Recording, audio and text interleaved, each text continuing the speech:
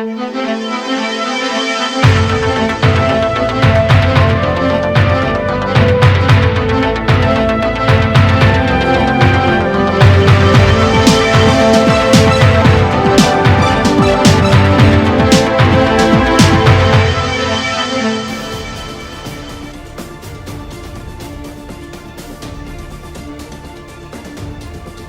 news, mob lynches Secretary College student over alleged blasphemy.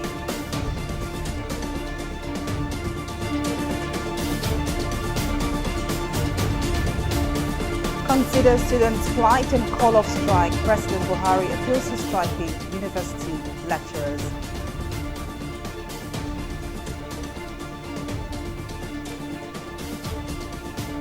And Senate's month surges, civilians killed by terrorists in Taraba state.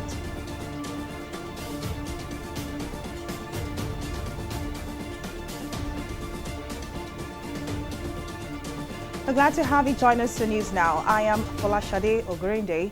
The management of Shehu Shagari College of Education in Sokoto State has announced the indefinite closure of the institution after a female student was reportedly killed for alleged blasphemy. The student, identified as Deborah, was said to have been attacked by an angry mob over remarks considered to be an insult to Prophet Muhammad. Trouble started when the lady was asked by her colleagues how she managed to pass her exams. The late student, believed to be a Christian, was said to have attributed her academic excellence to Jesus Christ. She was then asked to withdraw the statement, to which she refused, which made the mob attack her and then set her body ablaze. Reacting to the incident, the college directed all students to vacate its campus immediately. President Muhammadu Buhari has appealed to the Academic Staff Union of Universities, ASU, to consider the plight of students and call off its ongoing strike. The president made the appeal at the 19th National Productivity Day and conferment of the National Productivity Order of Merit Award held on Thursday. The president equally urged students and public tertiary institutions to exercise patience as the federal government is striving to address the nagging issues in the nation's university system within the ambit of available resources. President Buhari's appeal came 2 days after the union extended its industrial action, accusing the government of an unwillingness to address its demands. While still on electoral matters, the Independent National Electoral Commission, INEC, has disclosed that a secure election is at the very core of democracy and the basis of legitimacy for democratic governance. The chairman of the commission, Mahmoud Yakubu, said this at the second quarterly meeting with media organizations in Abuja. Yakubu assured media outfits desirous to cover the Ekiti and Osun gubernatorial elections of adequate security and unfettered access to voting and collation centers during the polls. On his part, the national president, Nigeria Union of Journalists, Chris Isiguzo, advised INEC not to betray the confidence Nigerians repose in it by ensuring free, fair and credible elections. The Commission is processing applications by media organizations for accreditation. I wish to reassure you that all applications will be carefully considered and expeditiously treated. The Commission will also work with the security agencies to ensure the safety and security of journalists and their unimpeded access to all voting and collation locations during elections. Beyond the conduct of party primaries by political parties, the Commission is required to make regulations and guidelines for the implementation of the provisions of the Electoral Act. I am glad to report that the Commission will finalize this document next week to guide the conduct of future elections, including the forthcoming Ekiti and Osun governorship elections, as well as the 2023 general election. We understand that the Commission may have been going through lots of pressures from the political actors since you released your electoral timetable, asking for adjustments, asking for review and all that. Well, we want to appeal to the Commission to continue to remain firm and focused. Nigerians are looking up to you. It's natural for such pressures to come. because this is politics, and politicians must try to look for something that favors them. But we want to appeal that you don't pander to the capricious whims of political actors. Welcome back. President of the Senate, Hamad Lawan, has taxed the Independent National Electoral Commission, INEC, on fairness, justice and equity, which it earlier promised as political parties move into the process of primaries. Lawan gave the charge before adjourning the Upper Legislative Chamber to 7th June 2022.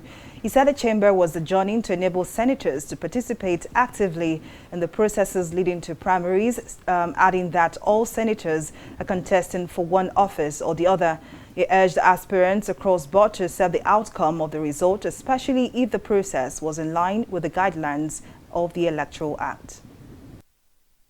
Processing of forms for House of Reps and senatorial districts has started, and we are expected to submit our forms, completed forms, tomorrow, I think, Friday. And of course, we have some of our colleagues here who are going for governorship seats of their states, and theirs too, the program will follow immediately. It is very important that we participate in the process that affects us directly, as well as those that do not affect us directly, that is for the State House of Assembly, governorship, and presidential. So consequently, we have to adjourn to enable us participate fully in all these activities, because we are supposed to be active participants. So I wish all of us the best of luck. I put the question that those in favor of the motion that this Senate do adjourn till Tuesday, the 7th day of June, 2022 at 10 a.m. from say aye. Those against say nay. The ayes have it. Vice President Yemi Osinbajo said Nasarawa State is on its way to being the third largest investment destination by 2023. Osinbajo, who made the statement at the Nasarawa State Maiden Investment Summit held in Lafia, the state capital, also commended the governor, Abdullahi Sule, for providing a conducive business environment for the huge influx of foreign and local investors into the state. Our correspondent, Mary Kanu, has the details in this report. The inaugural Nasarawa Investment Summit, with the theme "A Diamond in the Rough, the Making of a New Investment Frontier," has commenced in Lafia, the state capital. The two-day event hosts the former president of Ghana, Vice President Yemi Osinbajo, and chairman of Dangote Group as keynote speakers. Various speakers gave their contribution to the government's economic development strategy, but one high point was that of Vice President Yemi Osinbajo, who commended Governor Abdullahi Sule's policy of public-private partnership to woo investors into the state. But next sets out a range of reforms covering a central billing system that has dramatically boosted IGR by 66%, from 12.48 billion naira in 2020 to 20.8 billion naira in 2021, despite the severe consequences of the COVID-19 pandemic. Speaking as a successful investor in multiple sectors, the president of Dangote Group, Aliko Dangote, said his agricultural investment on 68 hectares of land is the beginning of his investment in the state. One of the things that actually brought us here to Nasarawa was the easy access to arable land. They have a lot of land, they have water, and the process of getting that land did not really take us much time. It was all processed. There is much better, and I repeat, much better security here in Nasarawa than the other states who are doing similar businesses. If we really want investors in Nigeria, we need to move away from, should the president be from the north or the south or a Christian or a Muslim, to can the president offer us the macro stability that we need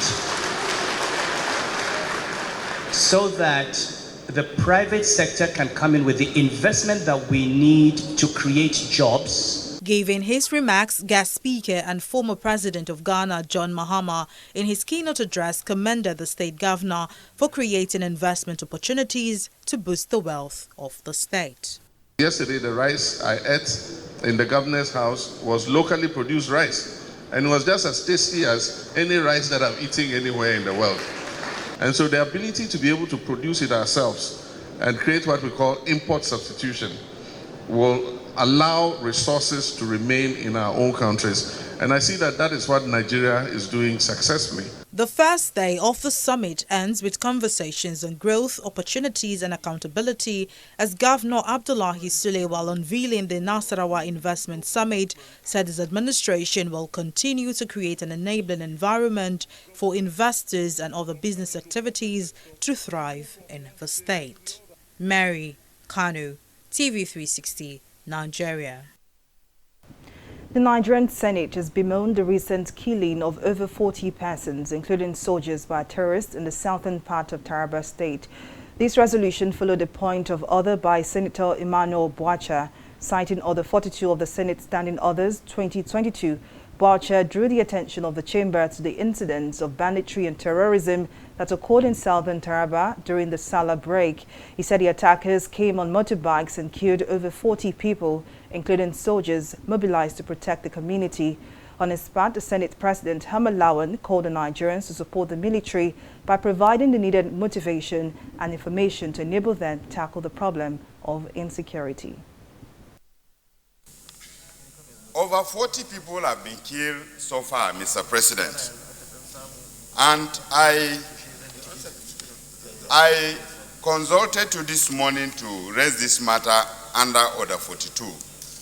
Shortly after I discussed with you, explaining the number of casualties in these communities, I went to the office to pick my standing rule. On my way back to the chambers, I got a call again on what happened yesterday in the night. This one was more horrible. They were cited in their numbers, I think well over 100, we are told. And the army, the men of the 23 Battalion in Takum, got this intelligence and rose to go to confront them. Unknown to them that they are in large number, the army team was led by a Lieutenant Colonel, one Lieutenant Colonel Okori. In the encounter, Mr. President, they hacked down about 6 military men yesterday in the night. As I speak, the CO of the 23 Battalion in Takum has not been found.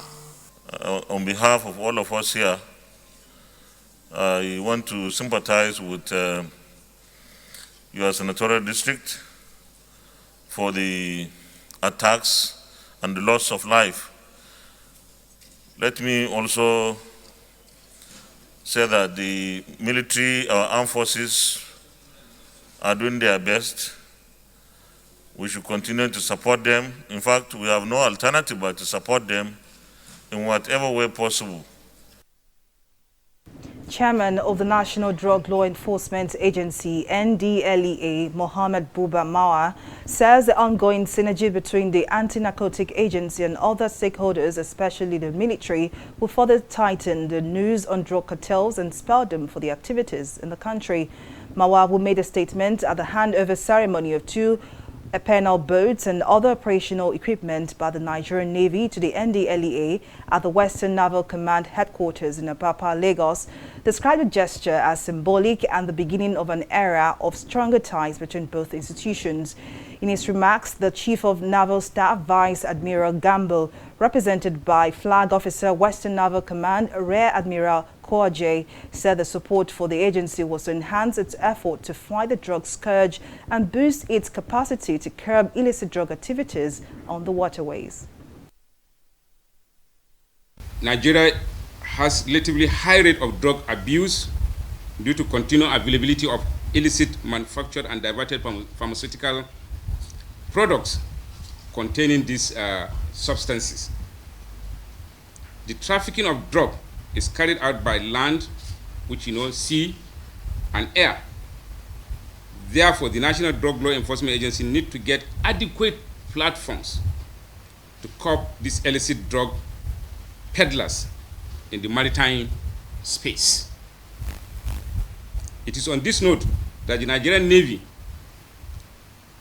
under the leadership of Vice Admiral Awal Zubairu Gambo, deemed it necessary to make this support to enhance the National Drug Law Enforcement Agency Marine Unit to mitigate the illicit drug activities in our national waterways. The synergy between Navy and NDLEA is exemplified by this ceremony. It's a testament that we are winning the drug war on the waterfront within the broad goal of preventing drug cartels from smuggling narcotics into our country through the airports, land borders, and seaports. We have come to a point where security organizations can no longer afford to be in silos. Illicit drug trafficking, as a transnational organized crime, requires the deployment of intelligence and close-knit collaboration with key stakeholders like the Nigerian Navy and other security organizations. In our effort to stem the tides of narcotic drugs, we have gone the extra mile, and that includes the pursuit of synergy with organizations in the security sector. And so far, our efforts in 1 year showed that the synergy is effective. Well, we'll take a break here, but still to come, COVID-19 deaths in Europe past 2 million mark. Details of the story and more right after this break.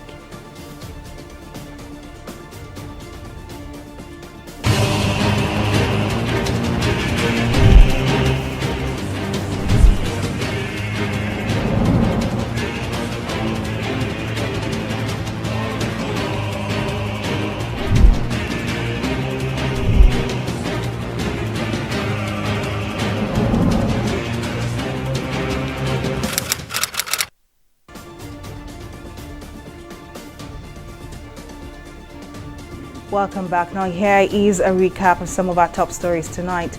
The management of Shehu Shagari College of Education in Insecurity State has announced the indefinite closure of the institution after a female student was reportedly killed for alleged blasphemy. The student, simply identified as Deborah, was said to have been attacked by an angry mob over remarks considered to be an insult to Prophet Muhammad. Reacting to the incident, the college directed all students to vacate its campus immediately. We also told you that President Muhammadu Buhari has appealed to the Academic Staff Union of Universities, ASU, to consider the plight of students and call off its ongoing strike. The President equally urged students and public tertiary institutions to exercise patience as the federal government is striving to address the nagging issues in the nation's university system within the ambit of available resources.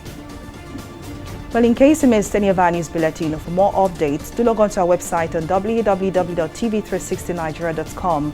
You can also follow us on our social media platforms on Twitter, Instagram, YouTube, and Google Plus at TV360 Nigeria.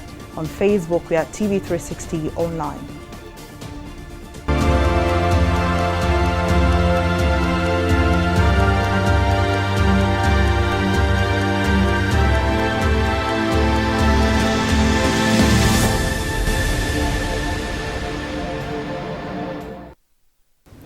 The World Health Organization, WHO, has revealed that the number of people who have died from COVID-19 in Europe, the long-time epicenter of the pandemic, has passed 2 million.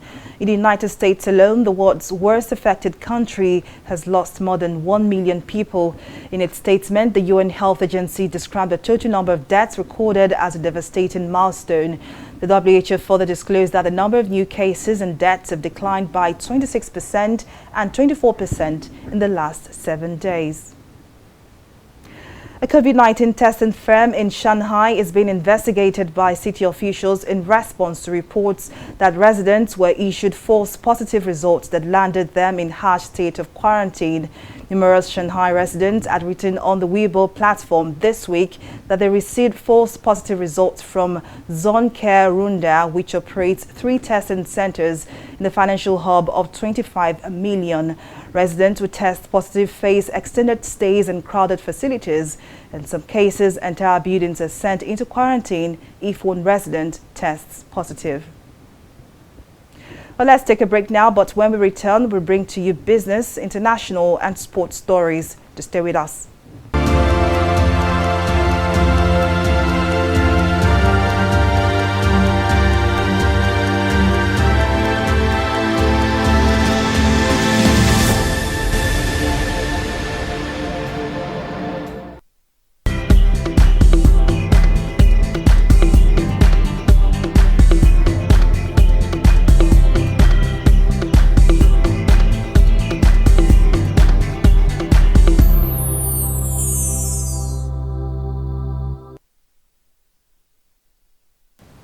Welcome back. Simisola Adigun is on standby with business stories. Over to you, Bisola. Thank you, Folashade. Welcome to business. The Senate has passed a bill to repeal and reenact the Customs and Excise Management Act of 2004. The passage of the bill followed the consideration of a report by the Senate Committee on Customs, Excise and Tariffs. Chairman of the committee, Senator Francis Alimikena, in his presentation said the bill seeks to assist the Nigeria Customs Service Administration in driving economic growth and trade facilitation. He added that the bill, when signed into law, would make the NCS a legal entity under the supervision of the Federal Ministry of Finance, Budget and National Planning, with a board in line with global best practices, as well as facilitate international trade. The bill seeks to bring the Customs and Excise Management Act, SEMA, in line with modern day customs operations globally.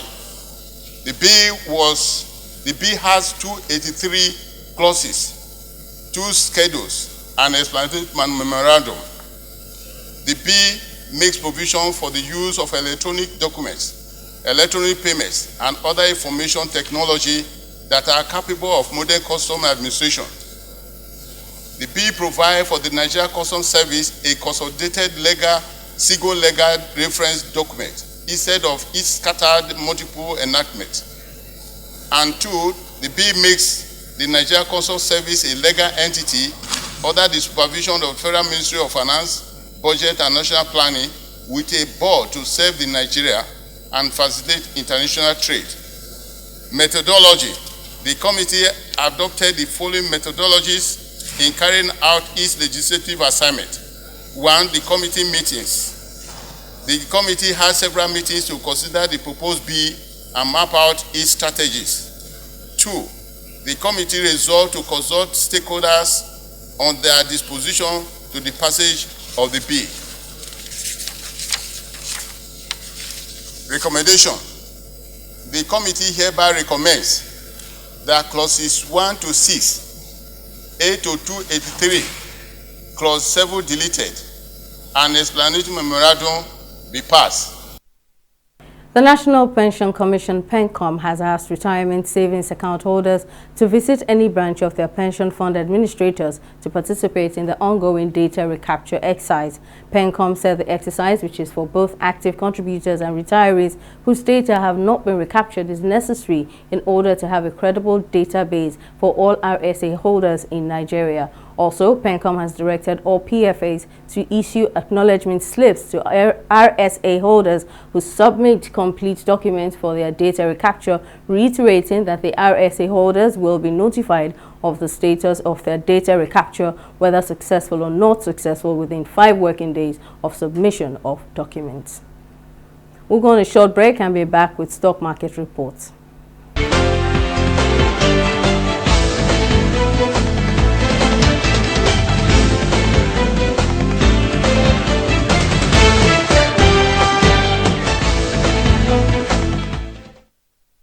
The bears are still in charge on the Nigerian Stock Exchange as the markets maintain the positive outlook earlier recorded at the end of the previous session. The all-share index inched up 0.15%, while the market cap stands at 28.5 trillion naira. 121 NGX listed equities participated in Thursday's trading, ending with 32 gainers and 23 losers. Fitting Healthcare and Eterna lead other equities on the gainers counter with 18 naira 57 kobo. Bottom losers are Academy Press and Consolidated Hallmark Insurance PLC. Both equities lost 2 naira 23 kobo. At the end of Thursday's trading session, a total of 426 million volume of shares valued at 5.6 billion naira were traded traded in 7,639 deals. Our select global stocks, UK's FTSE, US Dow Jones, and Japan's Nikkei suffered a bruising trading day. All three stocks recorded a decline of 1.56%, 1.02%, and 1.77%. This loss cut across all European stocks, no thanks to inflation haunting the global economy. Thursday's fall in global stock markets marks the latest in a string of difficult days for equities. Well, that's all on Stock Market Report. Back to you, Folashade. Well, many thanks to Ms. Ola for that update. And on the foreign scene, all 11 persons on board a plane that crashed in the forest in central Cameroon have been confirmed dead. A transport ministry official confirmed this to local media, saying there are no survivors. The plane, which had been chartered by the Cameroon Oil Transportation Company, COTCO, had 9 passengers and 2 crew on board and was flying from Yaoundé International Airport to Belabo in the east of the country before it crashed. On the sporting scene, Cristiano Ronaldo has been named the EA Sports Player of the Month for April 2022, earning the prize for the second time this season. In total, it is Ronaldo's 6th EA Sports Player of the Month award, moving him to within one of the records jointly held by Harry Kane and Sergio Aguero. This comes after a month in which the Manchester United forward scored his 100th Premier League goal in a 3-1 defeat to Arsenal, while he also registered his 50th club hat-trick in a 3-2 win over Norwich City. And that's the size of our news bulletin. Many thanks for watching. I am Folashade Ogrinde. Bye for now.